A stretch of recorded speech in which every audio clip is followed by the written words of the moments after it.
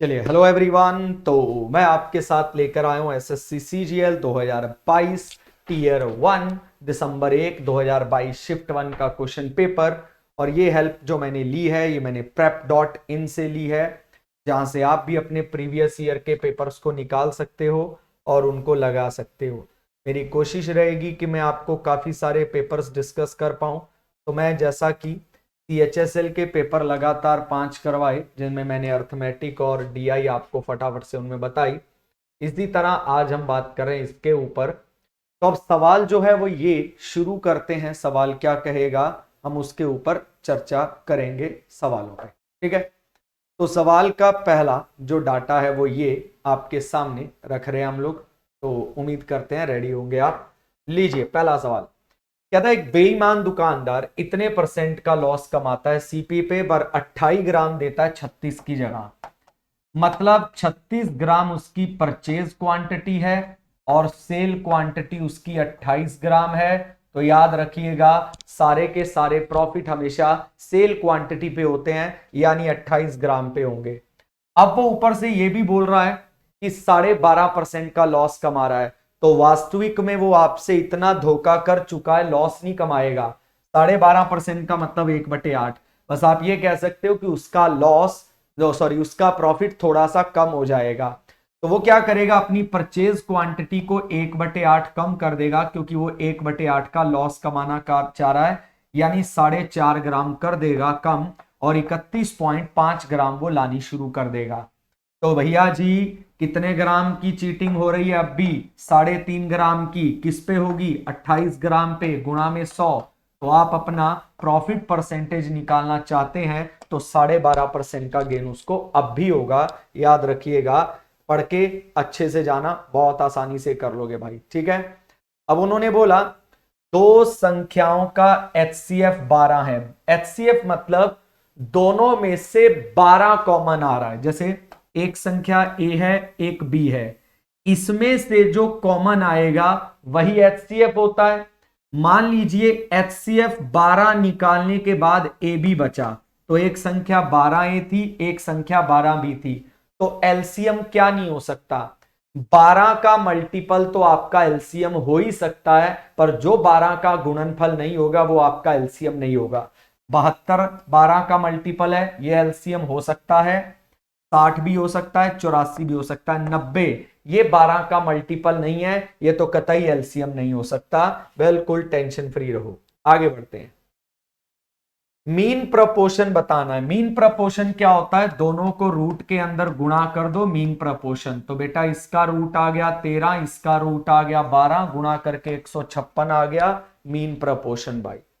ठीक, बार बार SSC repeat कर रहा है इसको। अब उसने बोला लंबाई बढ़ गई 8%। 8% का मतलब होता है 2/25, यानी लंबाई पहले 25 थी, 2 बढ़कर 27 हो गई। चौड़ाई बढ़ गई 5%, यानी कि 1/20, यानी पहले 20 थी अब 21 हो गई। तो गुणा कर दीजिए, एरिया पहले 500 था, गुणा कर दीजिए 21 सत्ते 147, 21 का डबल 42 और 14 कितना हो गया? 567। यानी अब आपका जो एरिया है वो बढ़ गया कितना? 67। वो भी किस पे? 500 पे। तो कितने परसेंट बढ़ जाएगा? इसको काट दीजिए, 13.4% क्षेत्रफल बढ़ जाएगा। बात खत्म हो गई सर। वरना सक्सेसिव लगाइए, 8% ये बढ़ गया, 5% ये बढ़ गया, गुणा करके 40 बटे कितना? 100 आ गया, यानी 13.4% बढ़ गया। लीजिए सर, ये भी एक तरीका आप लोग अप्लाई कर सकते हैं। आगे अगर बढ़ते हैं अगले प्रश्न की तरफ, तो वो बोल रहा है which of the following is the divisor of this. मतलब ये संख्या किस पे भाग हो सकती है? डिवाइजर माने समझ रहे होंगे कि ये संख्या किस पे जो है भाग हो सकती है। इसको डिवाइजर की फॉर्मेशन में आप कह सकते हो कि हाँ भाई ये संख्या इस पे भाग हो सकती है, तो ये इसका डिवाइजर है, या ये संख्या इस पे भाग हो सकती है। तो अब जरा एक बात समझना, 49 की पावर 15 और 1 है तो 1 की पावर 15 भी बोल सकते हो, ठीक है।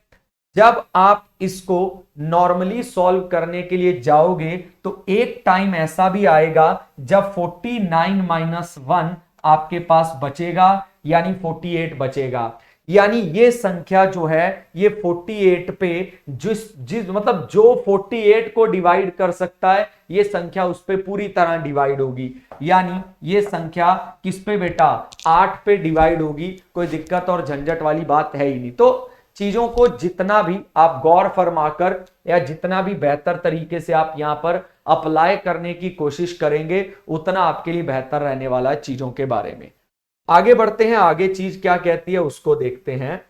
तो लिखा है बेटा 1500 मीटर की रेस में अनिल जो है वो बकुल को बीट करता है 150 मीटर से। यानी अनिल गया 1500 मीटर तो बकुल 1350 मीटर ही जा पाया। और बकुल जो है वो चार्ल्स को बीट करता है 75 मीटर से। यानी बकुल अगर 1500 जाएगा तो चार्ल्स जाएगा 1425। तो बेटा इसको 150 पे गया 10, 150 पे गया 9, 15 पे गया 100, 15 पे 9 और 15 पे 5, ये आ गया 20 और 19। कॉमन कौन है, बकुल। तो बकुल को बराबर करो जल्दी से, इधर 20 से गुणा सर जी, ठीक है, और इधर किससे 9 से गुणा, इधर भी 20 से गुणा, इधर 9 से गुणा। तो मतलब ये 200 जाएगा तो चार्ल्स 171 जाएगा। तो आपसे पूछ रहा है कितने डिस्टेंस से अनिल चार्ल्स को बीट कर देगा। ये 200 तो वो जाएगा 171। तो रेस है 1500 मीटर की, तो इसको 7.5 से आप गुणा कर सकते हो। और आपको ये देखना है कि बीट कितने मीटर से करेगा। ये 200 तो ये जाएगा 171, तो बीट कर रहा है 29 से। तो इधर 1500 बनाने के लिए 7.5 से गुणा, तो इधर भी 7.5 से गुणा। तो 7.5 से गुणा करने के लिए पहले 7 से कर दो, 203 आ गया। फिर उसका आधा और ले लो तो 217.50 मीटर से वो बीट कर देगा किसको, आपके चार्ल्स को। ठीक, रेस का सवाल भी लगभग आ ही रहा है तो पढ़ लेना थोड़ा बहुत। ठीक, आगे 2500 रुपए जब लगाए सिंपल इंटरेस्ट पे तो वो इतने हो गए। तो रेट क्या थी भाई, इनका ब्याज निकालो, 1225 रुपए मिले। कितने साल में मिले, 8 साल में। तो पहले तुम क्या करो, अपना रेट निकाल लो। आपने 1225 का ब्याज कमाया किस पे, 2500 पे, गुणा में 100। आप रेट निकालो, 25 चौके 100, 25 में 225। तो आपने 49% कमाया कितने साल में, 8 साल में। तो सालाना रेट आ गई 6.125%, क्योंकि सिंपल इंटरेस्ट हर वर्ष का सेम होता है जनाब। अगले सवाल की तरफ बढ़ते हैं।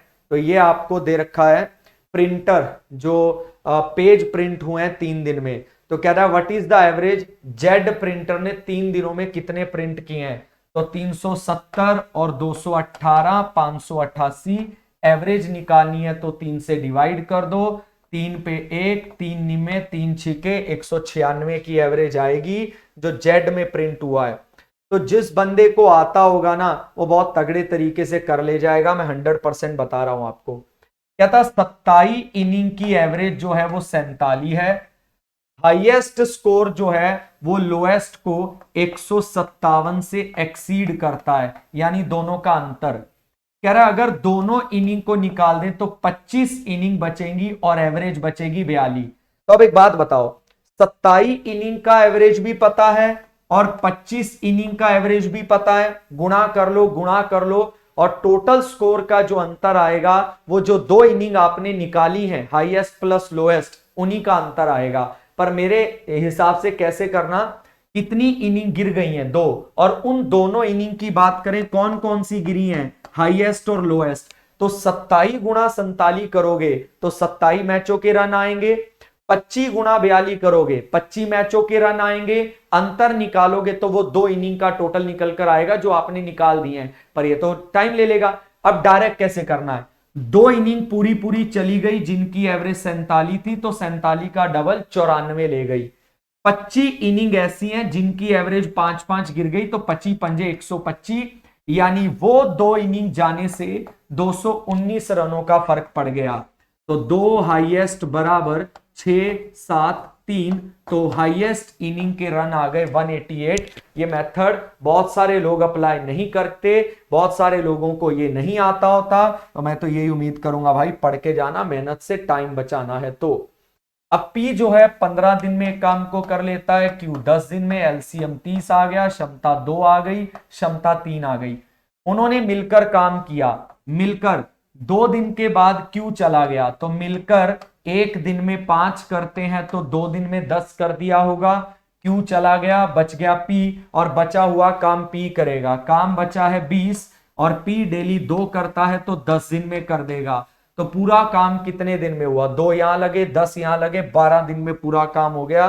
तुम पेपर में जाके बैठो और देखना सेकंड्स में तुम्हारे उत्तर अपने आप आएंगे। कह रहा है ये 4000 ट्रक बेचे गए हैं और ये परसेंटेज दी गई है।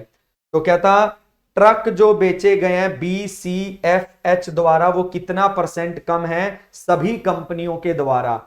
BCH, ये B हो गया, ये C हो गया, ये H हो गया और ये F हो गया। 7, 14, 21 और 45, 66, तो वो 66 है, सभी कंपनियों के 100% है, तो 66 सभी कंपनियों से यानी 100 से कितना परसेंट कम है? 34% कम है। ये आपके सवाल का उत्तर आ जाएगा। लीजिए 34% आ गया। आगे बढ़ते हैं, अगले प्रश्न की तरफ बढ़ते हैं। अगला प्रश्न क्या कहता है उसको देख लेते हैं।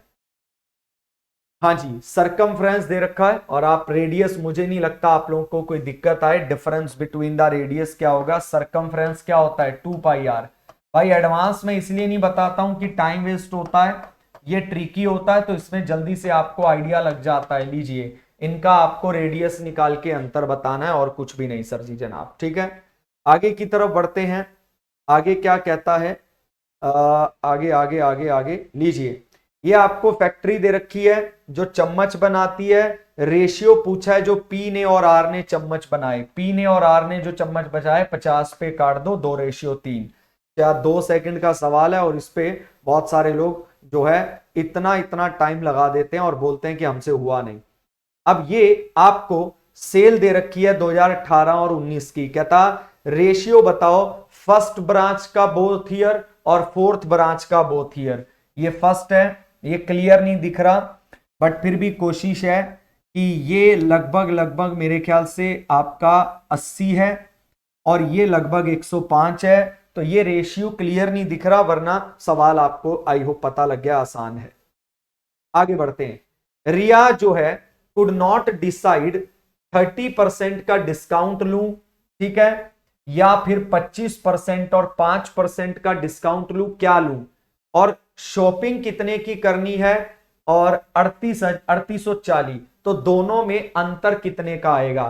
पहले तो 25 और 5 को कन्वर्ट करो। 25% का डिस्काउंट, 5% का डिस्काउंट गुणा होके 125/100, तो माइनस का 30 और जमा में 1.25, तो डिस्काउंट आ गया 38.75% का। ये आ गया 30% का, तो अंतर आ गया 1.25% का। किसका 1.25? 3840 पे 1 पॉइंट अंतर बताना था ना, तो 1.25%। ये पॉइंट की 2 जीरोएं जो हैं ये नीचे आ जाएंगी भाई, 1 जीरो कट गई, 25 पे 5, 25 पे 40, 4 पे आ गया 10 और 4 नी में 36, 4 छीके 24, ये आ गया आपके पास 480/10, यानी आप कहेंगे 48 रुपए का डिस्काउंट का अंतर आएगा। आगे अगर बढ़े भाई साहब तो मुझे लगता है डन, खत्म सर, इंग्लिश शुरू हो गई।